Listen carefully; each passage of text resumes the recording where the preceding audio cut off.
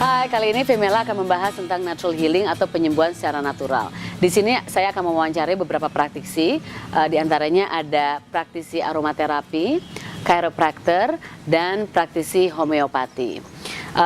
Ketiga praktisi ini mereka memberikan terapi penunjang atau complementary terapi.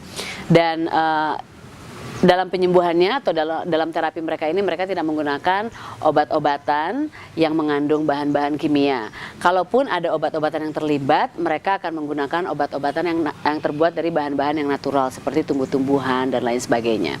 Jadi semoga informasi mengenai natural healing ini bisa bermanfaat karena ini adalah suatu pengobatan yang bisa memberikan kenyamanan dan kesehatan pada tubuh tanpa menggunakan obat-obatan dari bahan-bahan kimia. Selamat menonton.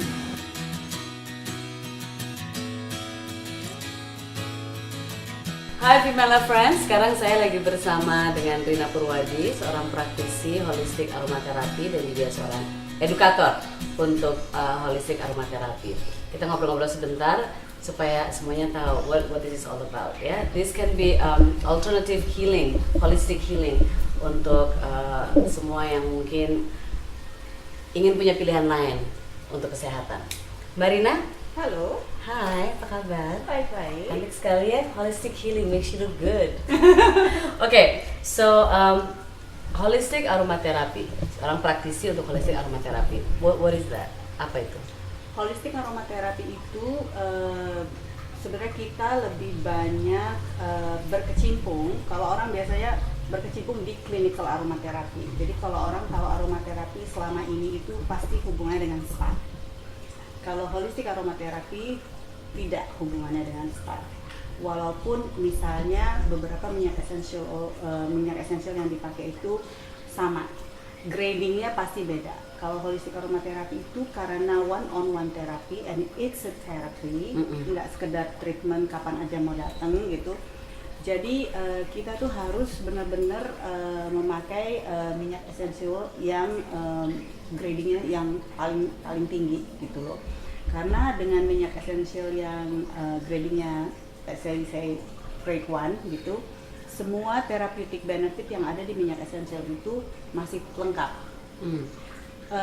Dan setiap minyak esensial itu harganya beda, setiap grading harganya beda gitu. Jadi kalau kita sudah pakai misalnya lavender grade 4, berarti itu hasil distilasi yang keempat. Tetap saja di botolnya itu mereka bisa pakai nama latin lavender itu, Lavandula angustifolia misalnya, tetapi therapeutic benefitnya itu tidak sama dengan Lavandula angustifolia grade 1, hasil distilasi yang pertama. Oke. Gitu. Jadi kalau kita maksudnya grading ini memperlihatkan how concentrated the oil gitu the ya, oil, minyaknya itu ya. Yang grade 4 itu biasanya dipakai ke industri yang membuat sabun, buat lilin, karena yang mereka perlu di situ hanya aromanya.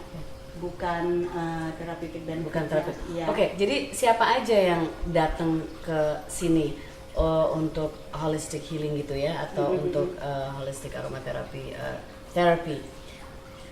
Terapi seperti apa gitu? Orang kan ini bukan seperti spa katanya kan, beda ya, sama sekali bukan. This can make you heal in some way karena mungkin ada yang sakit atau apa? Seperti gimana? Ya, sebenarnya secara positioning itu kita tidak menyebutkan ini hal alternatif terapi, tapi lebih ke complementary terapi karena beberapa dari klien yang datang itu mereka tetap menjalankan pengobatan dokter, conventional medicine. Mereka tetap menjalankan itu, tapi dari sisi lain yang tidak ditangani oleh dokter, mereka datang ke saya. Gitu. Jadi misalnya contohnya ya, mungkin kita kasih contoh yang agak ekstrim sedikit ya. Pasien kanker, ya, mereka tergantung dari stadium kankernya itu, mereka mungkin menjalankan kemoterapi, ya. Nah, mereka menjalankan kemoterapi itu melalui dokter dan harus dalam pengawasan dokter. Ke saya, apa yang mereka bisa lakukan adalah saya looking after daerah atau area yang tidak ditangani dokter. Berarti biasanya itu the mind and the spirit gitu. The mind dalam arti untuk membuat mereka lebih rileks, untuk Secara- membuat jadi mereka emotional gitu ya. karena biasanya pada pasien kanker itu mereka selalu ada pertanyaan yang besar itu, why me? Why I'm the one who got the cancer, kayak gitu loh. Kenapa nggak orang lain? Why me? Why me-nya itu gede banget gitu loh. Dan untuk mereka itu memang kita harus sangat-sangat suportif agar semangat hidupnya terus ada, semangat untuk sembuhnya terus ada. Nah, itu bisa dilakukan dengan complementary therapy.